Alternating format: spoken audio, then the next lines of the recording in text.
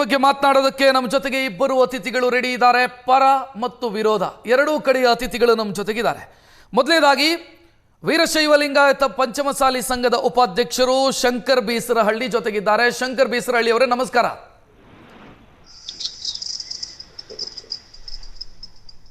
ಇನ್ನು ಅಜಯ್ ಕುಮಾರ್ ಅವರು ಅಖಿಲ ಭಾರತ ಲಿಂಗಾಯತ ಪಂಚಮಸಾಲಿ ಯುವ ಘಟಕದ ರಾಜ್ಯಾಧ್ಯಕ್ಷರು. ಅಜಯ್ ಕುಮಾರ್ ಅವರೇ ನಮಸ್ಕಾರ. ನಮಸ್ಕಾರ ಸರ್. ನಾನು ನಿಮ್ಮಿಂದಲೇ ಶುರು ಮಾಡ್ತೀನಿ. ಅಜಯ್ ಕುಮಾರ್ ಅವರೇ, ಎರಡು ದೋಣಿಯ ಮೇಲೆ ಕಾಲಿಟ್ಟಿದ್ರು ವಚನಾನಂದ ಶ್ರೀಗಳು. ಎರಡು ದೋಣಿಯಲ್ಲಿ ಪ್ರಯಾಣ ಮಾಡೋದು ಬಹಳ ಅಪಾಯಕಾರಿ. ಒಂದರಲ್ಲೇ ಹೋಗಿ ಅಂತ ಹೇಳಿದ್ದೀವಿ, ಒಂದನ್ನೇ ಆಯ್ಕೆ ಮಾಡಿಕೊಳ್ಳಿ ಅಂತ ಹೇಳಿದ್ದೀವಿ. ಏನು ತಪ್ಪು?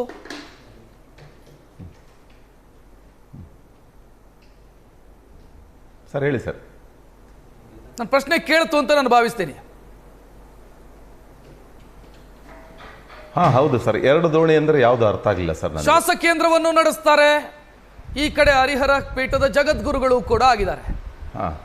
ಎರಡೆರಡು ಕಡೆ ಬೇಡ, ನೀವು ಒಂದನ್ನು ಆಯ್ಕೆ ಮಾಡಿಕೊಳ್ಳಿ ಅಂತ ಹೇಳಿದ್ವಿ. ಹೌದು.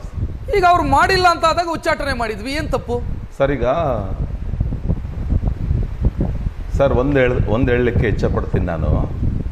ಸರ್, ಈಗ ಕರ್ನಾಟಕ ರಾಜ್ಯ ಅಲ್ಲ, ಭಾರತ ದೇಶದಲ್ಲೇ ಸಾಕಷ್ಟು ಜನ ಸ್ವಾಮೀಜಿಗಳು, ಹಲವಾರು ಶಾಖಾ ಮಠಗಳು ಇರ್ತಕ್ಕಂಥದ್ದು ಇದು ಮೊದಲಿನಿಂದ ಬಂದಿರುವಂಥದ್ದು.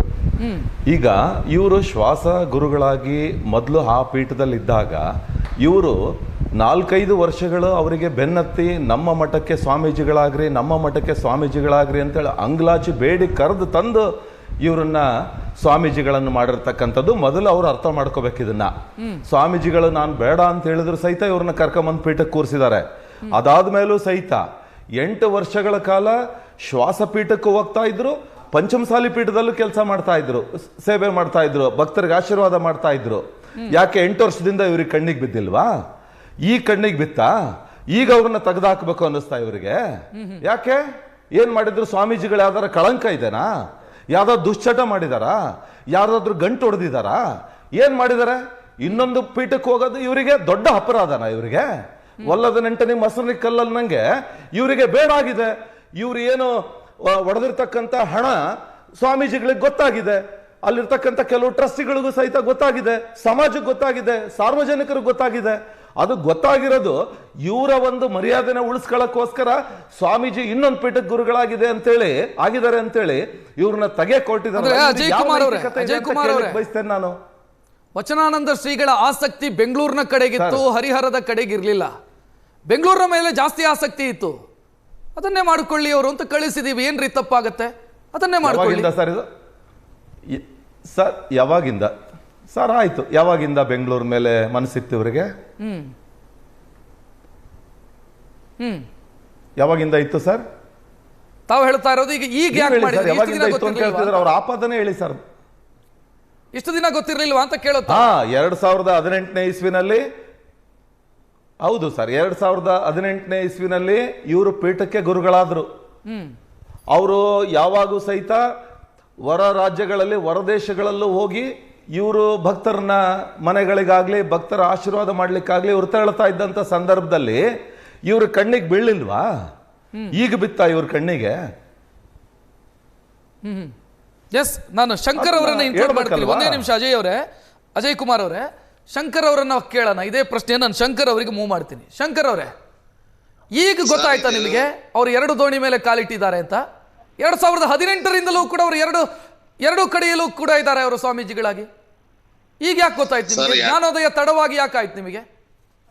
2018ಲಿಂದನೂ ಟ್ರಸ್ಟಿಗಳು ಸಭೆಯಲ್ಲಿ ಪ್ರತಿ ಸಲನೂ ಪ್ರತಿ ವಿಷಯಕ್ಕೂ ಟ್ರಸ್ಟ್ ನಲ್ಲಿ ಮೀಟಿಂಗ್ ನಲ್ಲಿ ಈ ಜಗಳ ಅನ್ನೋದು ಪ್ರತಿ ಸಲನ ತಿಳಿಸ್ತಾನೆ ಇದಾರ, ಬುದ್ಧಿವಾದನ ಹೇಳ್ತಾನೆ ಇದಾರ.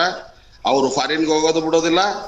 ಬೆಂಗಳೂರು ಕೇಂದ್ರಕ್ಕೆ ವಾರದಾಗ ಇಲ್ಲಿ 3 ದಿವಸ 1 ದಿವಸ 2 ದಿವಸ ಇಲ್ಲಿದ್ರೆ ವಾರದಾಗ 4 ದಿವಸ ಬೆಂಗಳೂರು ಕೇಂದ್ರದಲ್ಲಿ ಇರ್ತಾರ.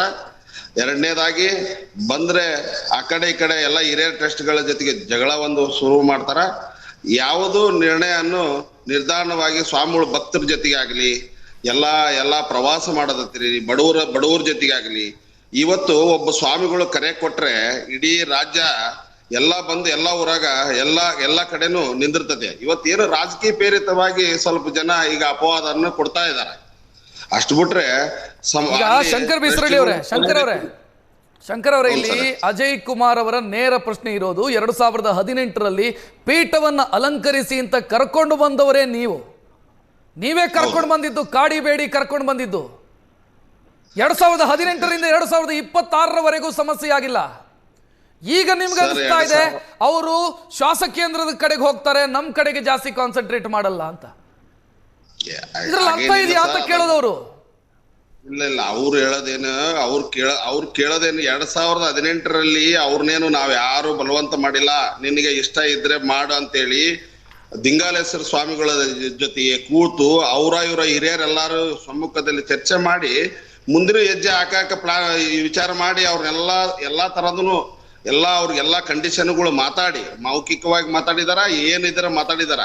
ಇವತ್ತು ಈಗ ಒಳ್ಳೇದಾಗ್ಲಿ ಅನ್ನೋ ಒಂದು ವಿಚಾರಕ್ಕ ಎಲ್ಲಾ ತರ ಸಿಗ್ತತೆ, ಒಳ್ಳೇದಾಗತ್ತೆ ಅನ್ನೋ ಒಂದು ವಿಚಾರಕ್ಕೆ ಎಲ್ಲಾರು ಹಿರಿಯ ಟ್ರಸ್ಟಿಗಳೆಲ್ಲ ಸೇರಿ ದಿಂಗಾಲೇಶ್ವರ ಸ್ವಾಮಿ ಕೂಡ ಕೂತ್ಕೊಂಡು ಎಲ್ಲಾ ಚರ್ಚೆ ಮಾಡಿ ಫೈನಲ್ ಮಾಡಿದಾರ. ಆಗಿನ ಕಾಲದಾಗನೆ ಈ ಸಂಘ ಕಟ್ಟ ಹೊತ್ನಾಗನು ಎಷ್ಟು ಕಷ್ಟಪಟ್ಟಿದಾರ ಅನ್ನೋದು ಎಲ್ಲರಿಗೂ ಗೊತ್ತಿದೆ. ಸುಮ್ನೆ ಈಗ ಬಂದು ರಾಜಕೀಯವಾಗಿ ಉಪಯೋಗ ಮಾಡ್ಕೊಳ್ಳೋದಕ್ಕ ಇಷ್ಟೆಲ್ಲಾ ನಡೀತಾ ಇದೆ. ಪ್ರಾಬ್ಲಮ್ ಏನು? ಈಗ ವಚನಾನಂದ ಶ್ರೀಗಳಿಂದ ಏನ್ ಸಮಸ್ಯೆ ಆಗಿದೆ? ಮಠಕ್ಕೆ ಏನ್ ಸಮಸ್ಯೆ ಆಗಿದೆ? ಅವ್ರ ಬಗ್ಗೆ ಏನಾದ್ರು, ಅವರ ಚಾರಿತ್ರ್ಯದ ಬಗ್ಗೆ, ಅವ್ರ ಬಗ್ಗೆ ಏನಾದ್ರು ಆರೋಪ, ಏನ್ ಗಂಭೀರ ಆರೋಪಗಳನ್ನು ಮಾಡ್ತೀರಿ ನೀವು? ಅವ್ರು ಅಲ್ಲಿ ಹೋಗ್ತಾರೆ ಇಲ್ಲಿ ಹೋಗ್ತಾರೆ ಅನ್ನೋದನ್ನ ಬಿಟ್ಟರೆ ಬೇರೆ ಏನಾಗಿದೆ? ಅಲ್ಲ, ಅವ್ರ ಬಗ್ಗೆ ಏನ್ ಆರೋಪ ಇದೆ ಅಂದ್ರೆ ಮಠ ಭಕ್ತರು ಒಪ್ಪಿಗೆ ಬೇಕು, ಭಕ್ತರು ಮಠದಾಗ ಇರ್ಬೇಕು, ಮಠ ಹಳ್ಳಿಗೆ ಹೋಗ್ಬೇಕು. ವರ್ಷದಾಗ 4 ಸಲ 3 ತಿಂಗಳು ಫಾರಿನ್ ಆಗಿದ್ರು, ಬೆಂಗಳೂರಾಗಿದ್ರು, ನಮ್ ಇಲ್ಲಿ ಮಠದ ಪರಿಸ್ಥಿತಿ ಏನಾಗುತ್ತೆ ಅನ್ನೋದು ಅವರೇ ಅರ್ಥ ಮಾಡ್ಕೋಬೇಕು. ಈಗ ಯಾವ ಪರಿಸ್ಥಿತಿ ಹೋಗ್ತಾರ ಅಂತಂದ್ರೆ ಇಲ್ಲಿ ಮಠದ ಭಕ್ತರು ಬಂದವ್ರಿಗೆ, ಮಠದಾಗ ಭಕ್ತರಿಗೆ ಒಳ್ಳೆ ಸಂಸ್ಕಾರ ಇದೆಲ್ಲ ಕಲಸಂತ ಪ್ರಕೃತಿ ಸ್ವಾಮಿಗಳು ಇರ್ಬೇಕದು. ಅವರು ಅದಕ್ಕೆ ನಿರ್ಮೂಲನೆ ಮಾಡ್ಕೊಂತ ಹೋಗಿದ್ರು. ಅವ್ರು ಅಲ್ಲಿ ಸರಿಯಾಗಿನ ಮಠದಾಗ ಇರಲ್ಲ. ಆಮೇಲೆ ಬಹಳಷ್ಟು ಸಲ ತಿಳಿಸಿ ಹೇಳಿದಾರ. ಮೊನ್ನೆ ಟೆಸ್ಟ್ ಮೀಟಿಂಗ್ 3 ತಿಂಗಳ ಕೆಳಗೆ ಟೆಸ್ಟ್ ಮೀಟಿಂಗ್ ನ ನೀವು ಬಂದು ಚರ್ಚೆ ಮಾಡ್ರಿ, ನಿಮ್ಮನ್ನ ಯಾವ್ದೇ ರೀತಿ ತೆಯ್ಯೋದು ಬೇಡ, ಮಾಡೋದು ಬೇಡ, ನೀವು ಬಂದು ಕೂತ್ಕೊಂಡು ಮಾತಾಡೋಣ. ನಾನು ಡಾಕ್ಟರ್ ರಾಜ್ಕುಮಾರ್ ಅವರಿಗೆ ಲೆಟರ್ ಬರ್ದಿದ್ದೀನಿ, ಬರ್ರಿ ನಮ್ಮ ಹಾವೇರಿಯಲ್ಲಿ ಕೂತ್ಕೊಂಡು. ಈಗ ಶಂಕರ್ ಅವರೇ, ಒಂದು ಮಠದ ಪೀಠಾಧಿಪತಿ ಅಂತಂದ್ರೆ ಅವರಿಗೆ ಧಾರ್ಮಿಕವಾದ ಹಲವು ಕೆಲಸಗಳಿರುತ್ತೆ. ಮಠ ನಡೆಸೋದು ಒಂದಾದ್ರೆ ಅದರ ಜೊತೆಗೂ ಬೇರೆ ಕೆಲಸಗಳಿದಾವೆ. ಏನ್ ಸರ್ ಅದ್ರ ಜೊತೆಗೆ ಅನ್ನೋದಂದ್ರೆ ರಾಜಕೀಯದವ್ರ ಮನೆ ರಾಜಕೀಯ ಅಂತಲ್ಲ, ಧರ್ಮ ಪ್ರಸಾರದ ಕೆಲಸ ಮಾಡ್ತಾರೆ, ಆಧ್ಯಾತ್ಮಿಕ ಸಾಧನೆ ಮಾಡಬೇಕಾಗತ್ತೆ ಒಬ್ಬ ಪೀಠಾಧಿಪತಿ. ಅದನ್ನ ಮಾಡ್ಬೇಕಲ್ವಾ? ಆಧ್ಯಾತ್ಮಿಕ ಸಾಧನೆಗೆ ಬೇಕಾದಂತ ಸಮಯ ಬೇಕು, ಅದಕ್ಕೆ ಮೀಸಲಿಡಬೇಕಾಗತ್ತೆ, ಅದನ್ನೆಲ್ಲ ಮಾಡ್ಬೇಕು ತಾನೆ. ಒಂದ್ ನಿಮಿಷ ಅವರು ಬೆಂಗಳೂರಲ್ಲಿ ಹೋಗಿ ಆಧ್ಯಾತ್ಮಿಕ ಮಾಡ್ತಾರ, ಭಕ್ತರ ಮನೆಗೆ ಹೋಗ್ತಾರ, ಸಂತೋಷ ಇದೆ. ಇದೇ ರಾಜಕೀಯ ಮನೆಗಳಿಗೆ ಹೋಗೋದು, ರಾಜಕೀಯವಾಗಿ ಎಲ್ಲಾರ ಮನೆಗಳಿಗೆ ಹೋಗಿ ಅಲ್ಲಿ ಏನ ನಡೀತದೆ ಗೊತ್ತಿಲ್ಲ. ರಾಜಕೀಯದವ್ರು ಮನುಷ್ಯರಲ್ವಾ ಶಂಕರ್ ಅವರೇ? ರಾಜಕೀಯದವ್ರು ಮನುಷ್ಯರಲ್ವಾ? ರಾಜಕೀಯದವ್ರು ಭಕ್ತರು ಆಗಿರಬಾರ್ದಾ? ರಾಜಕೀಯದವ್ರು ಭಕ್ತರು ಆಗಿರಬಾರ್ದಾ? ಯಾವ ಸ್ವಾಮೀಜಿಗೆ ರಾಜಕಾರಣಿ ಭಕ್ತರಿಲ್ಲ ಹೇಳಿ ನನಗೆ? ಭಕ್ತರು ಇದಾರ, ಭಕ್ತರು ಇರಬಾರ್ದಂತಲ್ಲ. ಅಲ್ಲಿಗೆ ಹೋಗಿ ವಿಚಾರಗಳನ್ನು ನೇರವಾಗಿ ಒಳ್ಳೆ ವಿಚಾರಗಳನ್ನು ಸಮಾಜಕ್ಕೆ ಒಳ್ಳೇದು.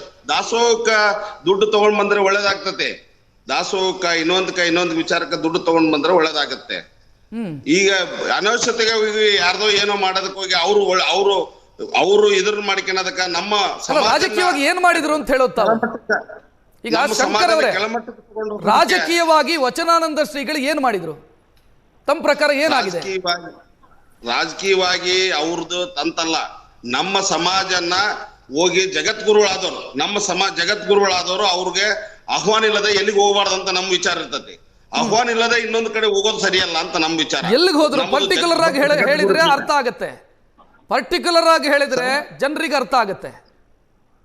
ಸರ್, ಆಹ್ವಾನ ನಮಗೆ ಅವ್ರನ್ನ ಭಿನ್ನ ಮಾಡ್ಕೊಂತಾರ. ನಮ್ಮಲ್ಲಿ ಏನಾಗ್ತದೆ, ಯಾರೋ ಮನೆಗೆ ಹೋಗ್ಬೇಕಂತಂದ್ರೆ ಸ್ವಾಮಿಗಳು ಭಿನ್ನ ಮಾಡ್ಕೊಂಡ ಮೇಲೆ ಅವ್ರು ಇನ್ನೊಬ್ಬರ ಮನೆಗೆ ಹೋಗ್ತಾರ.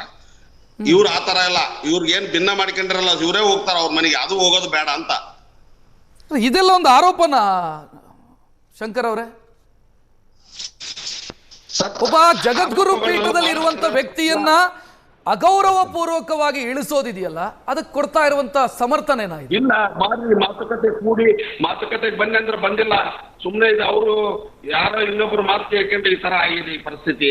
ನಾವು ಎಷ್ಟೋ ಸಲ ಕೇಳಿದೀವಿ, ಬಹಳಷ್ಟು ಸಲ ಕೇಳಿದೀವಿ, ಬನ್ನಿ ಮಾತುಕತೆ ಬನ್ನಿ, ಎಲ್ಲಾರು ಹಿರಿಯರು ಕೂಡೋನು ಮಾತಾಡೋನು, ಎಲ್ಲಾರು ಬನ್ರಿ ಇವ್ರ ಕಡೆ ಇರೋರು ಕೂಡೋಣ ಅಂತಂದ್ರೆ ಬಂದಾಗೊಮ್ಮೆ ಹೋಗ್ಬಿಡ್ತಾರ ಅವ್ರು, ಹೊರಗೆ ಹೋಗೇ ಬಿಡ್ತಾರ ಅವ್ರು. ಮೀಟಿಂಗ್ ನಲ್ಲಿ ಕುಂದ್ರೋದೇ ಇಲ್ಲ, ಅವ್ರು ಹೋಗಿ ರೂಮ್ ಕುಂದಿರ್ತಾರ. ಅವ್ರು ಚರ್ಚೆ ಮಾಡಕ್ ಅವ್ರ ಹತ್ರ ಅವಕಾಶನೇ ಕೊಟ್ಟಿಲ್ಲ. ಅಲ್ಲಿ ನಮ್ಮ ಅಜಯ್ ಅಣ್ಣವ್ರು ಇದಾರ, ಅವ್ರು ನಮ್ಗೆ ಅಗದಿ ಅವ್ರಿಗೆಲ್ಲಾ ಗೊತ್ತು, ವಿಷಯ ಗೊತ್ತು. ಈಗ ಯಾಕೆ ವಿಷಯಾಂತರ ಆಗ್ತದೆ ಅನ್ನೋದಕ್ಕೆ ನಾನೇ ಅವ್ರಿಗೆ ವಿಷಯ ಕೇಳ್ರಿ, ಅವ್ರಿಗೆಲ್ಲಾ ವಿಷಯವೂ ಗೊತ್ತಿದೆ. ಅಜಯ್ ಅವರನ್ನ ಮಾತನಾಡ್ಸೋಣ. ನನಗೆ